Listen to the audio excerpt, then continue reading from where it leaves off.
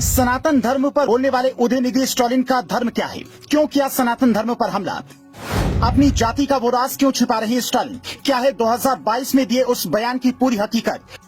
पहले खुद को ईसाई बताते हैं, फिर कभी मुसलमान। आखिर क्या है वो सच जिसे कोई नहीं जानता?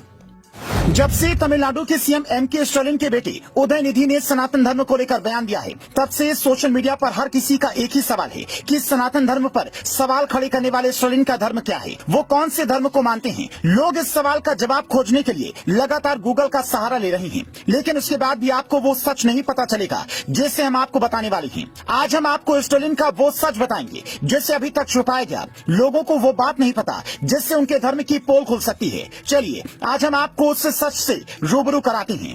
दरअसल वैसे तो उदयनिधि स्टालिन और उनके पिता के बारे में कहा जाता है कि दोनों नास्तिक हैं, दोनों ही किसी भी धर्म को नहीं मानते हैं। लेकिन गूगल पर सर्च करने पर पता चलता है कि स्टालिन परिवार ईसाई धर्म को मानता है।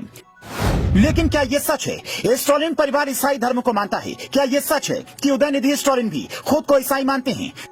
दरअसल सच कुछ और है जिसे अभी तक नहीं बताया गया। उसे समझने के लिए आपको साल 2022 का वो बयान सुनना पड़ेगा जिसमें उदयनिधि स्टालिन ने एक बड़ी बात कही थी। दरअसल साल 2022 में उदयनिधि ने एक बयान दिया था। उस बयान में उन्होंने जो कहा था उसने उनके धर्म को लेकर सच को बाहर ला दिया था। दरअसल 22 दिसंबर 2022 को चेन्नई के हार्बर में ईसाई धर्म के कार्यक्रम में बोलते हुए उदयनिधि स्टालिन ने जो कहा था उसे आपको सुनना चाहिए। उस वक्त छोटे स्टालिन ने मंच से कहा था कि वो और उनकी पत्नी ईसाई हैं। उन्हें खुद को ईसाई कहने में गर्व महसूस होता है। यहाँ तक तो ठीक था, एक ईसाई अगर अपने धर्म को मानता है तो इसमें कोई आपत्ति नहीं। लेकिन इसके बाद उन्होंने जो कहा उससे उनकी पोल खुल गई।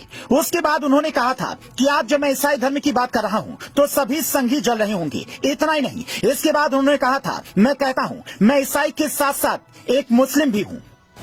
उदयनिधि स्टालिन के इस बयान के बाद उस वक्त बवाल मच गया था।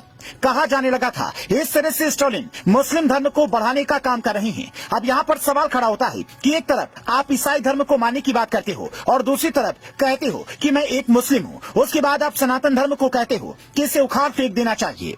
अब देश के लोगों का सवाल है कि ठीक है, आपको जो धर्म मानना है आप उसे मानिए, लेकिन उसके बाद सनातन धर्म का अपमान क्यों? अगर सनातन धर्म वाले आपके धर्म का अपमान नहीं कर रहे हैं तो आपको भी उनके धर्म का अपमान करने का कोई हक नहीं है। आप ईसाई धर्म को मानो या मुसलमान बन जाओ, लेकिन सनातन धर्म को खत्म करने का सपना मत देखना। ये धर्म लाखों सालों से ना तो खत्म हुआ है ना ही होगा। सनातन धर्म पर बयान देने से पहले छोटे स्टालिन को थोड़ा भारत का इतिहास पढ़ लेना चाहिए था और ये समझ लेना चाहिए था कि जिस देश में रहकर आप अपनी राजनीतिक रोटियां सेकते हो, सनातन उस देश का सबसे पुराना धर्म है। आपके ईसाई धर्म से लाखों साल पहले इस देश पर केवल सनातनियों का राज था।